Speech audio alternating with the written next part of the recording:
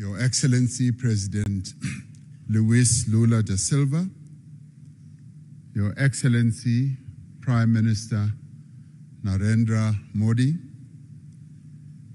Honorable Ministers and business leaders, and Your Excellency President of the New Development Bank, Ms. Dilma Rousseff, I greet you all, and it's a great honor to have this opportunity to participate in this leaders' session of the BRICS Forum.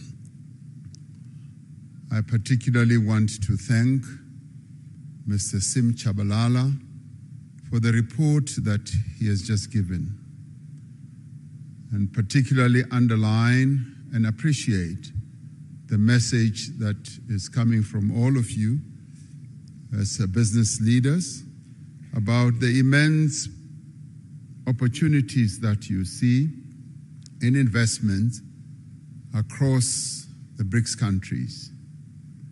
The BRICS group of countries exists not only to strengthen government-to-government relations, but also to forge stronger ties between the peoples of our 5 nations. It is for this reason that several bodies have been established since BRICS was formed to enable cooperation across society, be it in business, be it in political parties, be it in the social sector, and also in the sporting sector. The BRICS Business Council is a vital and vibrant platform for strengthening economic ties between our respective countries and in forging common perspectives on inclusive economic growth and development, as we have heard from the report that has just been tabled by Mr. Tshabalala. The changes that have taken place in BRICS economies over the past decade have done much to transform the shape of the global economy. Together, the BRICS countries make up a quarter of the global economy. They account for 1/5 of global trade and are home to more than 40% of the world's population. This agglomeration of these 5 countries has a major impact on various aspects of global activity and life. As we celebrate the 15th anniversary of BRICS, trade between BRICS countries totaled some $162 billion last year. Foreign investment has played an important role in the growth of BRICS economies. Total annual foreign direct investment into BRICS countries is 4 times greater than it was 20 years ago. However, the new wave of protectionism and subsequent impact of unilateral measures that are incompatible with WTO rules undermine the global economic growth and development. We therefore need to reaffirm our position that economic growth must be underpinned by transparency, by inclusiveness. It must be compatible with a multilateral trading system that supports a developmental agenda, the type of developmental agenda that the 5 countries that are members of BRICS have embraced right from the onset. We require a fundamental reform of the global financial institutions so that they can be more agile and responsive to the challenges facing developing economies. In this respect, the New Development Bank, established by BRICS countries in 2015, is leading the way. Since its formation, it has demonstrated its ability to mobilize resources for infrastructure and sustainable development in emerging economies without conditionalities. Earlier, before coming into this session, I was speaking to the president of the New Development Bank, and she was outlining to me how ready and willing the New Development Bank is in terms of supporting the development agendas of various countries. And we applaud this, and we appreciate this. BRICS economies have emerged as powerful engines of global growth. Yet the rapid economic, technological, social changes underway create new risks for areas such as employment, equality, as well as poverty in many of the BRICS countries. It is quite heartwarming to hear you as business people, as one listened to Mr. Chabalala's report, also focusing on issues such as poverty reduction and elimination, and inequality as well.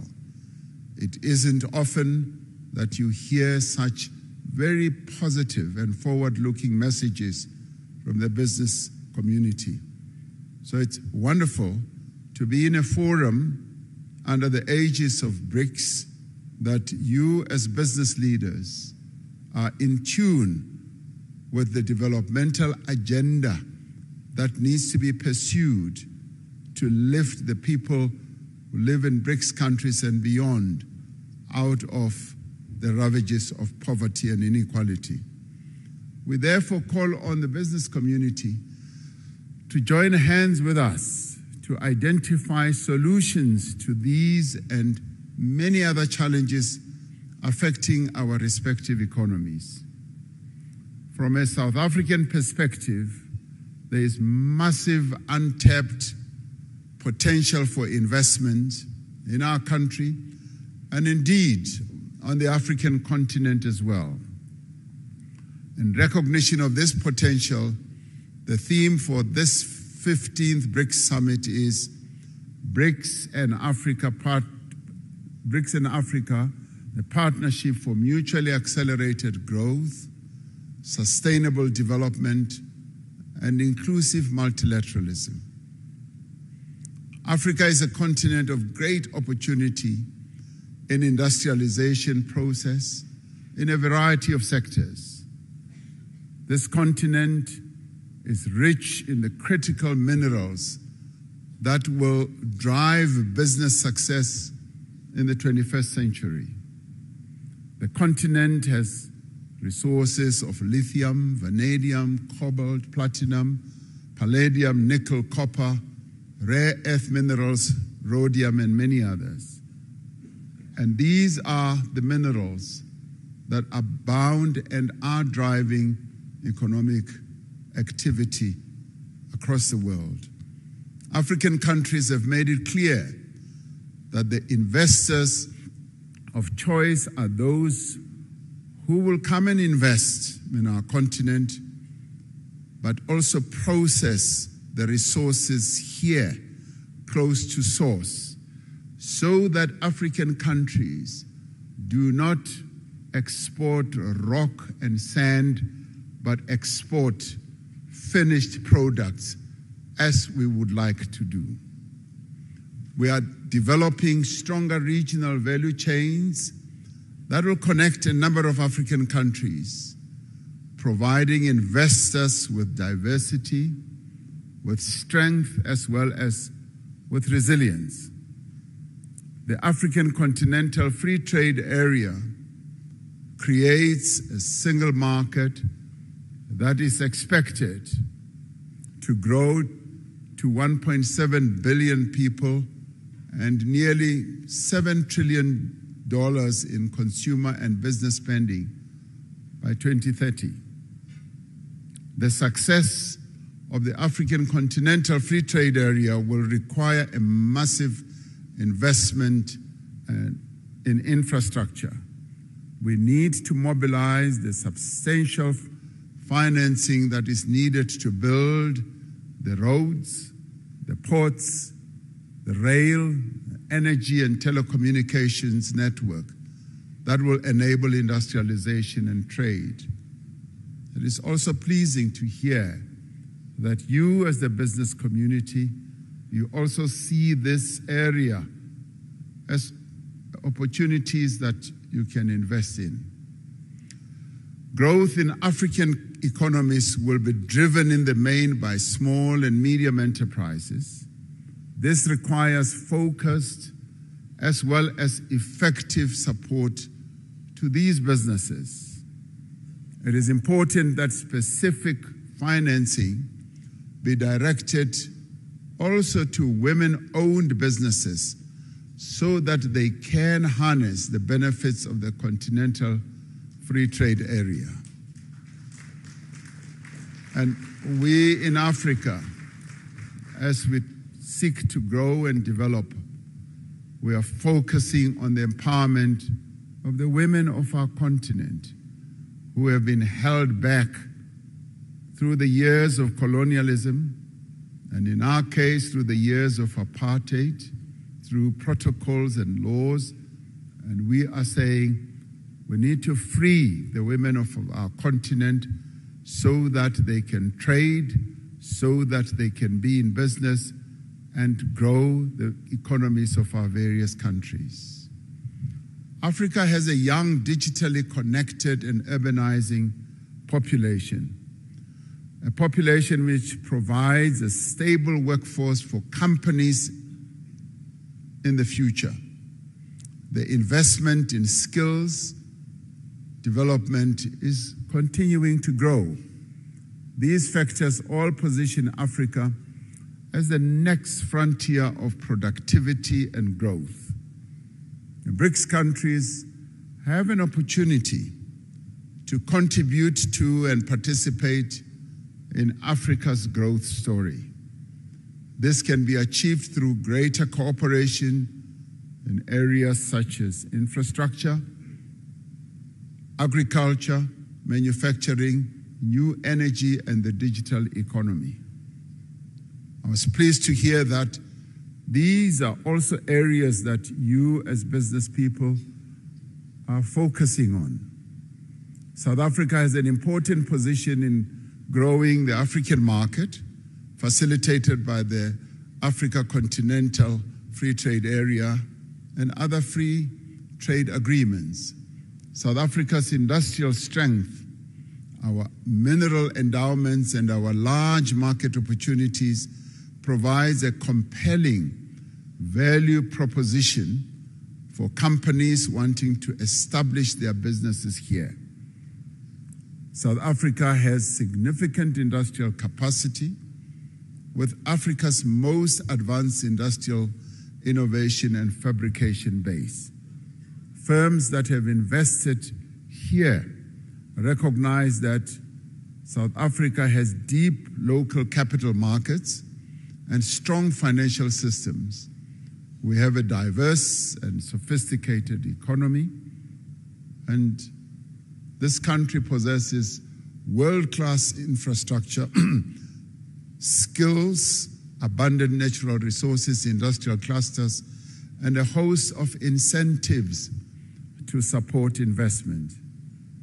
And many investment and partnership opportunities exist in renewable energy, in infrastructure, in aquaculture, in ICT, automotives, pharmaceuticals, and advanced manufacturing, amongst others. It is clear from the report that we have just received that this has been a very productive business forum.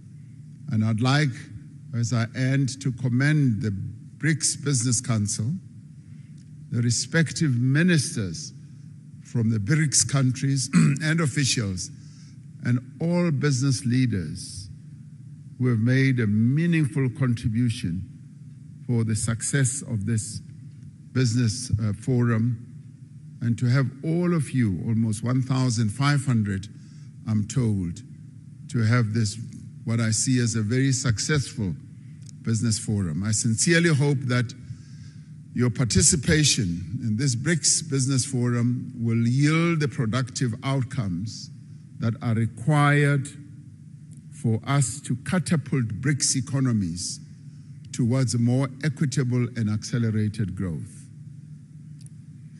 In 2 hours or so, the BRICS leaders will sit together in a retreat to discuss a number of BRICS-related matters, and one of those is the expansion of BRICS. A number of countries, some of which are represented here, are seeking to be part of this BRICS family. And we appreciate that. It goes to show that the BRICS family is growing in its importance, in its stature, and also in its influence in the world. And we will be taking into account the various desires of various countries to be part of BRICS. So we hope to take into account the report of your discussions here as well as we consider the way forward with BRICS. Your participation here really strengthens the BRICS story. It confirms that BRICS is an important player in the geopolitical and economic architecture of the world. And so we hope that it will continue to be so. Thank you very much for participating. We thank you.